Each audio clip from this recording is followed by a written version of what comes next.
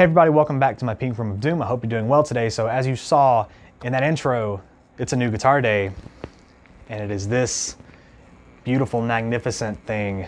This is an Epiphone Explorer. So yes, I'm finally back in the Explorer shape game with an actual Explorer this time. The only other guitar that I've ever owned that was this body shape was an Ibanez Destroyer, and that thing rocked. That thing was awesome.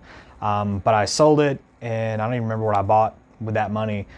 That may have been when I got my Gibson. I don't know. But anyway, and the Epiphone shape has always been kind of near and dear to my heart. I've always loved the Explorers, and I've always wanted one, and I'm so excited to finally have one.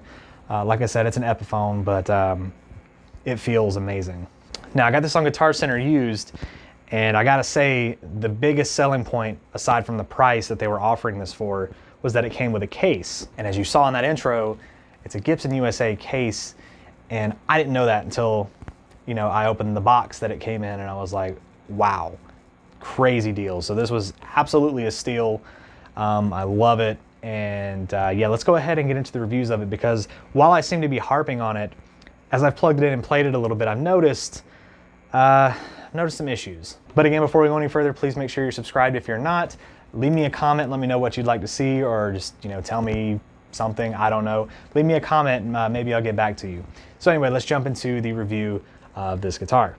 So starting from the headstock, you can see it is that hockey stick-esque shaped headstock there.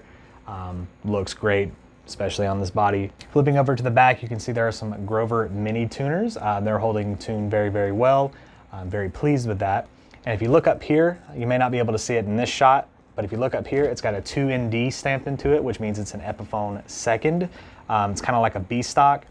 I could not tell you why it's a B stock. It's usually a cosmetic issue, but this is a 2004 model, so I wouldn't know. And some of you eagle-eyed viewers, when you saw the headstock, the back of the headstock, you may have noticed the serial number and noticed that it started with a U. That means that it's made in Korea. So, hey, quality here, right? I know that sounds sarcastic, but I'm dead serious. I'm learning quite quickly that the Korean Epiphones are the way to go. My 56 Gold Top, which I also made a video on if you want to go watch that, is made in Korea. And I also didn't know that that was made in Korea when I first bought it. Same with this, didn't know that. So this nut, I have a sneaking suspicion, isn't plastic. It looks like it may have been changed. It looks like some kind of synthetic bone, but it's cut pretty well.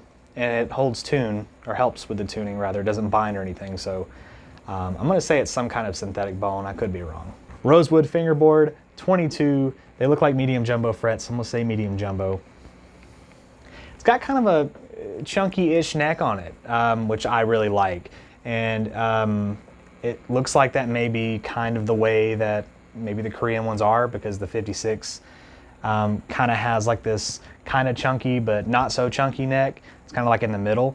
I'm starting to like it. I usually like the 50s profile necks, but this one feels pretty good in the hand. Working our way down to the body, the shape needs no introduction. It's an Explorer through and through, and it's in this beautiful ebony color.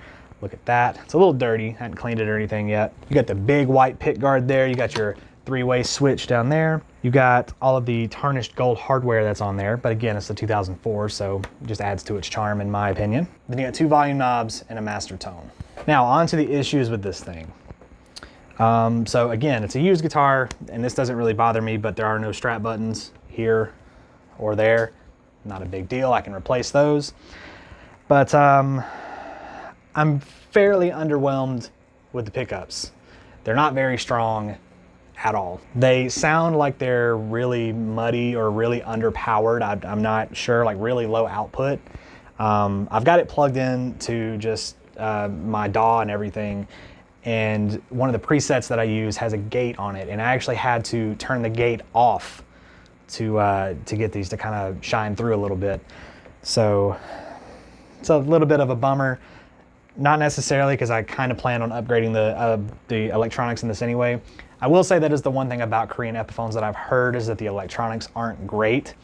And I kind of see that as well in my Gold Top. But to kind of get another Korean-made Epiphone and see that the electronics, especially around the same year, because I believe that one's a 2004 as well,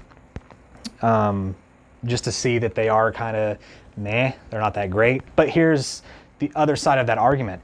Again, this looks great and it feels fantastic. I mean, the weight is good. The neck feels amazing. The fretboard feels good. The frets feel good. Everything. It needs a little bit of a cleanup. This one does. But man, I can tell you right now, if you slap some different pickups in this and change the electronics, you got yourself an amazing guitar. And I do plan on doing that in the future. So I may make a fun video to upgrade this thing and see like a before and after. So anyway, enough of me blabbing. One other thing I wanted to mention was whoever strung it up over the top of the bridge there. So, or rather the top of the saddle, I guess. I don't know. Tailpiece, there you go. They strung it over the top of the tailpiece. That's the word I was looking for. But yeah, so let's go ahead and get into some sound clips of this, and maybe you can kind of see what I'm talking about with the pickups.